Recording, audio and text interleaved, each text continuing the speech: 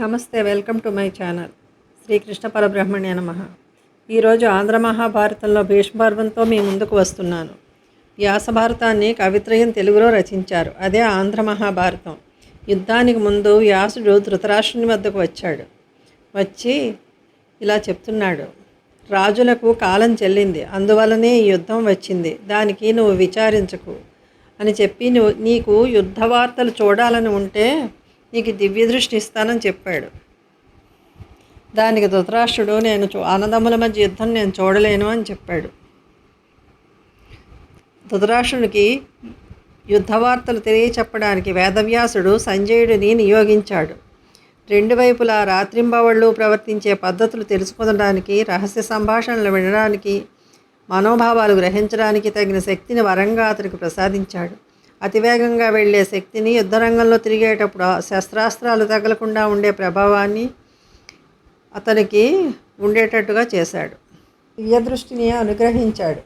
భూప్రజకు ప్రళయకాలం వచ్చింది కాబట్టి కురుక్షేత్ర యుద్ధం వచ్చిందని, ధర్మమే జయిస్తుందని నిశ్చింతగా ఉండమని ధృతరాష్ట్రుడికి చెప్పాడు. కురుపాండవుల కీర్తిని తానే కీర్తించి ప్రకటిస్తానని వేదవ్యాసుడు ప్రకటించి ధృతరాష్ట్రుడిని ఊరటపరిచాడు. కౌరవ సైన్యంలో కనపడుతున్న అనేక రాజుల మరణం తప్పదని హెచ్చరించాడు. దుర్యోధనాదులను వారించి పాండవులకు న్యాయంగా రావలసిన రాజ్యభాగం ఇచ్చి శాంతిని నెలకొల్పి మా వంటి వారికి సంతోషాన్ని కలిగించమని, నీకు ఈ రాజ్యకాంక్ష ఎందుకని హితవు చెప్పాడు.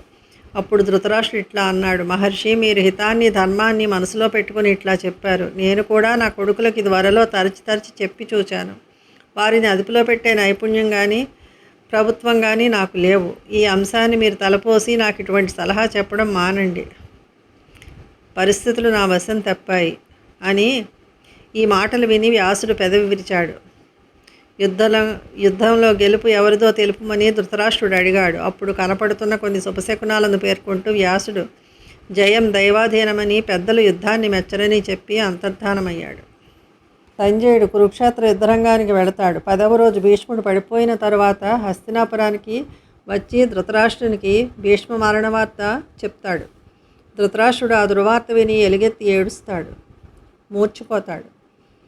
మూర్ఛ నుండి తేరుకుని కొంతసేపటికి భీష్ముడు 10,000 మందినైనా ఒకేసారి ఎదిరించగలడు, మహావీరుడు. అలాంటిది శిఖండి చేతిలో పడిపోయాడా? విధి ఎంత బలీయమో అని అనేక విధాల ధృతరాష్ట్రుడు శోకించాడు.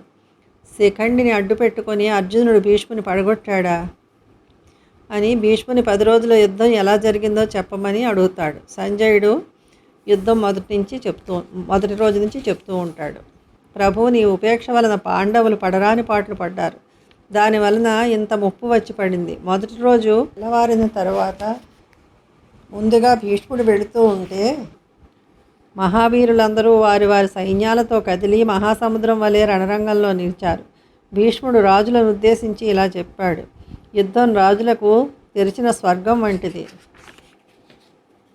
అని చెప్పాడు. ఈ మాటలకు రాజులందరూ ఉత్సాహంతో భీష్ముని ముందు ప్రమాణాలు చేశారు. భీష్ముడు దుర్యోధనునితో కర్ణుడు పుత్రమిత్ర బాంధవులతో సహా యుద్ధానికి రాకూడదని చెప్పాడు.